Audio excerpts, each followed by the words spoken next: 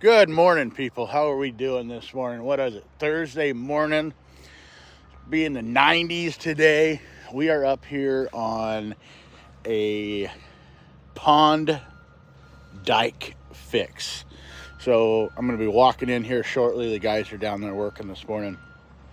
So basically we have a pond that these folks use to irrigate their property.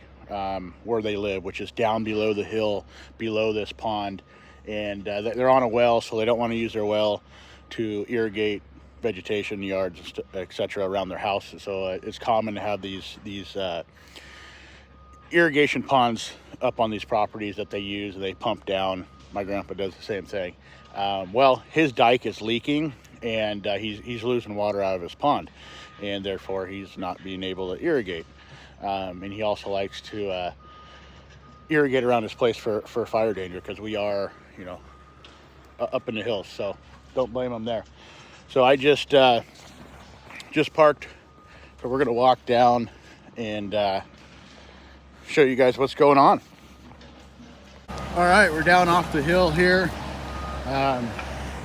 Get up on this dump. Kind of show you these guys here. They're kind of working in tandem together.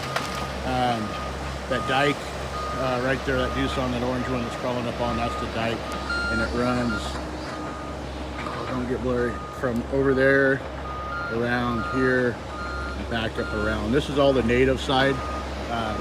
This is the dike side down below. That's where the issue is. And I'll walk down there and I'll show you guys kind of what we're finding and why it is leaking. We've done several of these. We're getting pretty good at it. Give me a minute, I'll go down here. All right, I'm gonna talk loudly because I don't know if you can hear me or not, but if you see this little channel here, that's the overflow. All ponds have to have an overflow if you want to build them right, just in case, obviously it fills up, it has to have somewhere to go. And you don't want that to go over your dike, which is here. You want it to go around it. That's the lowest point over here, so that water will flow out and go around, versus coming up over the dike and have a chance of blowing this out. So if you see right here, this is very common, right? That tree was probably didn't even exist when this was built.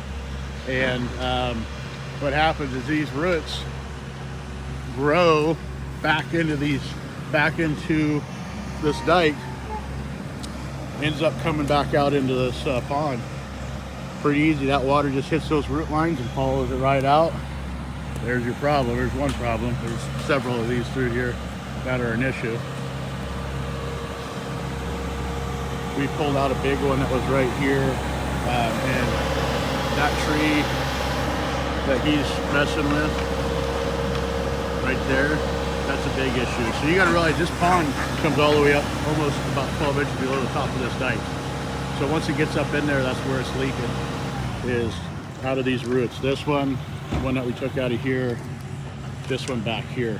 So basically we're just gonna go through, rip these stumps out. We're gonna dig out these sections down to where we need to be. We'll put our pump in here, which is right there. And we'll start wetting this down and compacting it back in lift with a sheep's foot, which we have up on the hill. And build this dike back up and lickety split. So that is the duty for the next few days. These guys spent yesterday in here just grubbing this, getting that cleaned up. Now he's going to come in here. We're going to grub the inside of this. While we're here, we're also going to muck out that pond too. Get rid of all this swamp grass is what I call it, because I don't know the name of it, but that's the plan.